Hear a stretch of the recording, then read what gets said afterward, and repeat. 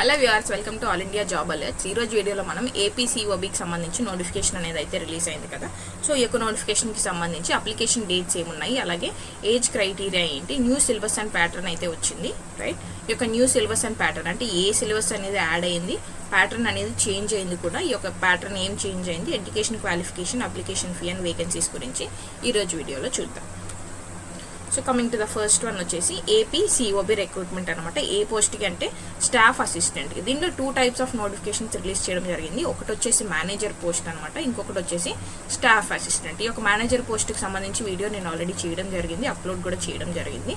అందులో మీరు చూడొచ్చు. అండ్ స్టాఫ్ అసిస్టెంట్కి మాత్రమే new syllabus and pattern change చేయడం జరిగింది. మేనేజర్కి అయితే ఏం చేంజ్ చేయలేదు అనమాట. ఓకే, ఇది గమనించాలి. రైట్, మరి coming to the online applications ఎప్పటి నుంచి స్టార్ట్ అయ్యాయి అంటే 27th నుంచి ఈ యొక్క ఆన్లైన్ అప్లికేషన్స్ అనేవి స్టార్ట్ అవ్వడం జరిగింది. ఎప్పటి వరకు అప్లై చేసుకోవచ్చు అంటే 10th సెప్టెంబర్ వరకు మీరు అప్లై చేసుకోవడానికి డేట్స్ అనేవి ఉంటాయి. మరి ఎగ్జామ్ ఎప్పుడు ఉండొచ్చు అంటే సెప్టెంబర్ 10th వరకు అప్లై చేసుకోవచ్చు. కాబట్టి ఏదర్ సెప్టెంబర్ ఎండింగ్లో కానీ ఉండొచ్చు, లేదంటే అక్టోబర్లో ఈ యొక్క ఎగ్జామ్ అనేది కండక్ట్ చేయడం జరుగుతుంది. మరి coming to the age criteria కూడా మేనేజర్ పోస్ట్కి, స్టాఫ్ అసిస్టెంట్ పోస్ట్కి రెండింటికి సేమ్ అనమాట. రైట్, ఎన్ని ఇయర్స్ ఉండాలి మరి అని అంటే అబౌట్ 20 years ఉండాలి, బిలో 30 years అనేది అయితే ఉండాలన్నమాట. ఇంకా ఈజీగా చెప్పాలి అంటే ఎవరైతే 2 July 1995 తర్వాత పుట్టి ఉంటారో వాళ్ళు ఎలిజిబుల్. అలాగే 1 July 2005 లోపు పుట్టి ఉండాలన్నమాట. ఆ తర్వాత పుట్టారు అని అంటే మీరు ఈ యొక్క పోస్ట్కి ఇన్ఎలిజిబుల్ అవుతారు. మరి coming to the age relaxation ఎన్ని ఇయర్స్ ఉంటుంది అంటే schedule caste and schedule tribes వాళ్ళకి 5 years ఉంటుంది, బీసీస్కి వచ్చేసి 3 years ఉంటుంది, ఫిజికల్లీ ఛాలెంజర్లు జనరల్ వాళ్ళకి 10 years ఉంటుంది, ఎస్సీ ఎస్టీ వాళ్ళకి 15 years ఉంటుంది, అండ్ బీసీస్కి 13 years అయితే ఇవ్వడం జరిగింది.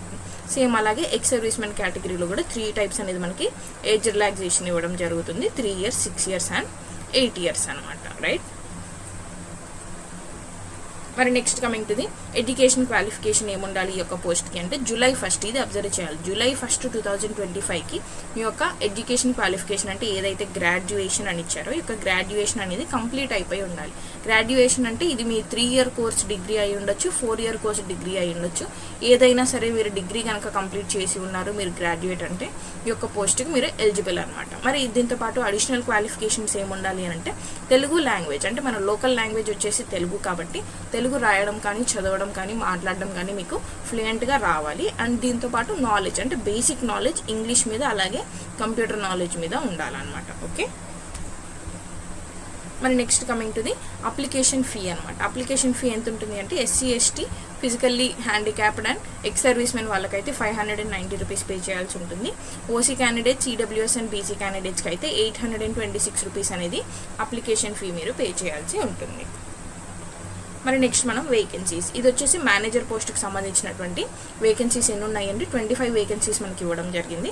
అలాగే వేకెన్సీస్ స్టాఫ్ అసిస్టెంట్కి సంబంధించి అయితే టోటల్గా 13 వేకెన్సీస్ అనేవి అయితే ఉన్నాయి. ఇది మీ క్యాస్ట్ వైజ్ ఎన్ని ఉన్నాయి అనేది చూసుకొని మీరు అప్లై చేసుకోవచ్చు అనమాట. లెట్సే మీ క్యాస్ట్లో ఈ యొక్క పోస్ట్ అనేది వేకెంట్గా లేదు అని అనుకుంటే మీరు జనరల్గా ట్రీట్ చేయబడతారు. లేదు నేను పోస్ట్ వేకెంట్ ఉంటేనే అప్లై చేసుకుంటాను అని అంటే అది మీ ఇష్టం అనమాట. సో ఓసీ వాళ్ళకి ఉంది, బీసీఏ బీసీబీకి ఉంది, బీసీసీకి స్టాఫ్ అసిస్టెంట్లో లేవు, అలాగే మేనేజర్ పోస్ట్లో కూడా పోస్ట్స్ అయితే లేవు. అండ్ బీసీడీకి ఉన్నాయి, బీసీఈకి లేవు. అలాగే ఎస్సీలో ఇక్కడ గ్రూప్ 1, 2, 3 అని ఇచ్చారు. ఇక్కడ కన్ఫ్యూజ్ అవ్వద్దు, మనకి రీసెంట్గా ఎస్సీ సబ్ క్లాసిఫికేషన్ జరిగింది కదా. సో దాన్ని బేస్ చేసుకొని అది అప్లికబుల్ చేస్తూనే ఇక్కడ ఈ యొక్క గ్రూప్ 1, 2, 3 అనేది మెన్షన్ చేయడం జరిగింది. మీ యొక్క సబ్ క్యాస్ట్లో ఏదైతే ఉంటారో మీ క్యాస్ట్ అనేది గ్రూప్ 1లో ఉందా, 2లో ఉందా, 3లో ఉందా అనేది చూసుకొని మీరు దీనికి అప్లై చేసుకోవచ్చు. రైట్, మరి next coming to the pattern of the examination, ఇది మేనేజర్ పోస్ట్కి సంబంధించినటువంటి ఎగ్జామ్ ప్యాటర్న్, ఇది స్టాఫ్ అసిస్టెంట్కి సంబంధించినటువంటి ఎగ్జామ్ ప్యాటర్న్ అనమాట. So coming to the manager పోస్ట్లో ఇక్కడ రెండింటికి మనకి ఎక్కడ డిఫరెన్స్ వస్తుంది అని అంటే ఇక్కడ సెక్షనల్ టైం అనేది ఉంటుంది అనమాట. ఇది చూసుకోవాలి. అంటే ఒక్కొక్క సెక్షన్కి మనకి రీజనింగ్కి ఓన్లీ 45 minutes ఇస్తారు, తర్వాత ఆటోమేటిక్గా ఆ టైం అనేది క్లోజ్ అయిపోవడం జరుగుతుంది.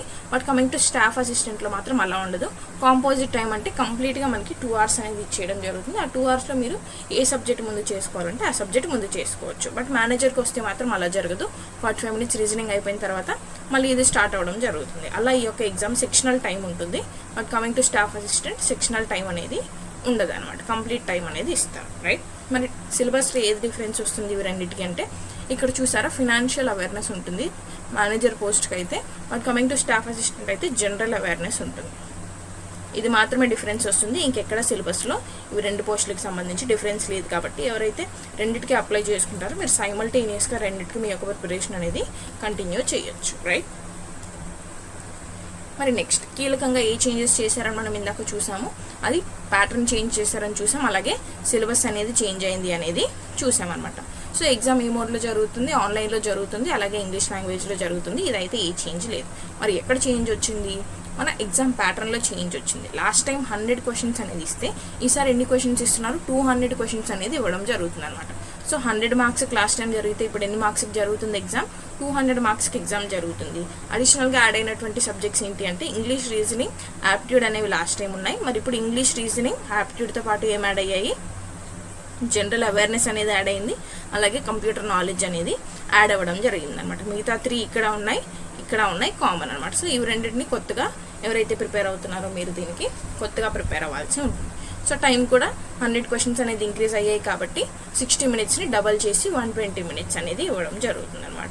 మరి నెగిటివ్ మార్కింగ్ మనకు చూస్తే ఎవ్రీ రాంగ్ ఆన్సర్కి -0.25 కానీ లేదంటే 1/4 ఆఫ్ ది మార్క్ అంటాం. 1/4 ఆఫ్ ది మార్క్ వచ్చేసి కట్ అవ్వడం జరుగుతుంది. ఇది మనకు జరిగినటువంటి సిలబస్ అండ్ ప్యాటర్న్లో ఉన్నటువంటి చేంజెస్ అనమాట. సో ఎవరైతే ప్రిపేర్ అవుతున్నారో ఈ చేంజెస్ అన్నీ చూసుకొని ప్రిపేర్ అవ్వండి. బికాస్ లాస్ట్ టైం ప్యాటర్న్ ఎలా చూసుకోనక్కర్లేదు అంటే మీరు ఎగ్జామ్కి వెళ్ళిన తర్వాత ఇబ్బంది పడాల్సి ఉంటుంది. సిలబస్ చూసుకొని ప్రిపేర్ అవ్వండి. All the best for your preparation. Subscribe for more updates and see you all tomorrow.